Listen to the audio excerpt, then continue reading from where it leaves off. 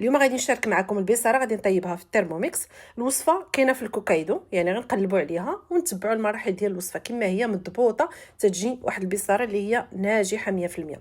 انا غادي نطيب معكم البصاره، ولكن غادي نطيبها بالطريقه ديال المنطقه ديالنا، يعني كل واحد كيفاش يطيب البصاره. هنا بزاف الناس تطيبوا البصاره بهذه الطريقه هذه، يعني كيديروا كلشي من الاول، الثومه مع الزيت مع العطريه مع كلشي. منطقتنا لا، كنطيبوا البصاره في الاول، من بعد عاد كنزيدوا المكونات الثانيه حتى كنطحنوها.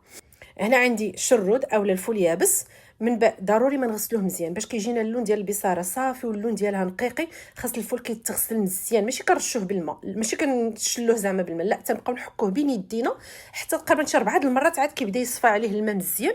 ملي كيولي عليه الماء صافي ديك الساعات كنرطبو تقريبا واحد 3 ديال الساعات. صافي قطرته درتو هكا في البول ديال الترموميكس، زدت عليه الماء اللي غادي يكفى.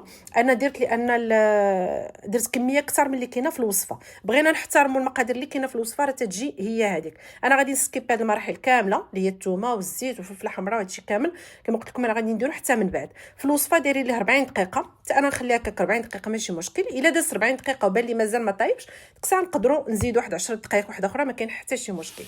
ملي تيكون تيطيب، الا كان الترموميكس كان غادي بالسرعه 1 او لا 2 راه ماشي مشكل، كتقدري تهزي الغطايه تقلبي ولا تحركي، ما كاين حتى شي مشكل، يعني تقدري تحليه. الا كان اكثر من السرعه يعني وصل 3 الفوق عاد ما كيمكنلكش، خصك تحبسيه عاد تحليه وتعاودي ترجعيه.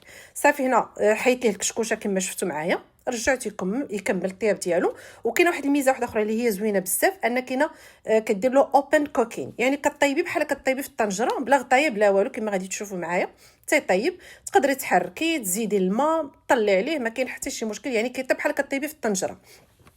صافي تنبقاو نحركوا نتاكدوا ان الفول طيب مزيان، لان كل ما كان طيب مزيان كل ملي كنطحنوها تجينا بصاره رطبه وكريميه. خلينا الفول مازال ما طيبش كتجينا بحال مفرفشه واحد شويه. هنا طحنتها من بعد ما طابت مزيان في نفس البول وهي مازال مسخونه، ما كاين حتى شي مشكل. كنطحنوها، شوفوا معايا القوام ديالها شحال غزال، رطبه غزاله. هنا عاد غادي نقدر نزيد المكونات الثانيه. البصاره كل واحد كيفاش كيبغيها، كاين كيبغيها خفيفه كاين اللي كيبغيها قاصحه. حنا تنبغيوها خفيفه يعني كتشرب في الزلافه. زدت عليها الماء يكون غليان، ما نديروش ما بارد. شويه ديال الثومه، درت واحد الحبه ديال اللفت مقطع مربعات، وهذا الكرومب اولا بوجناح كل واحد كيفاش يسميه، مليحه وزيت الزيتون. وغادي نخليها دابا تكمل الطياب ديالها تقريبا 15 20 دقيقه. المهم حتى كنلقاو هكاك الكرومب واللفت طابو صافي راه كتكون البصاره ديالنا واجده. كنقدموها كما تشوفوا معايا تتجي غزاله مع زويته بلديه والكمون اكيد الفلفله الحمراء والفلفله الحاره كويزداتي اكيد تتجي رائعه. مهتمه بالترموميكس او لا بغيتي تعرفي اكثر على الترموميكس، ما عليك غير تواصلي معايا، غادي نخلي لك اللينك اسفل الفيديو ورقم ديال الهاتف ديالي. ومرحبا والف